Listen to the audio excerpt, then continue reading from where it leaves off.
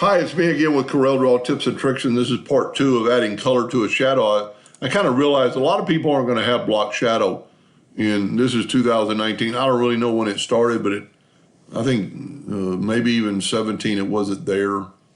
But you can do the same thing, almost as good if not better. So I've got a font. I'm going to Control D and make a duplicate. I'm going to make my duplicate yellow. And I'm just going to move it over a little bit.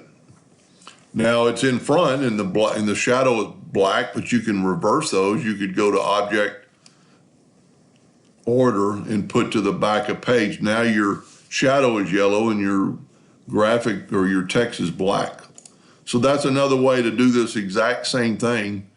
You can't go as far because your text will be out of the picture. Where this block shadow is going to expand it and make the letters actually thicker. But you can give it a shadow, and if you ever want to just kind of nudge it around, just point like 0.01 and just nudge that shadow just where it could be, wherever exactly you wanted it, to a better spot. Anyway, hope that helped a little bit. Thank you for watching.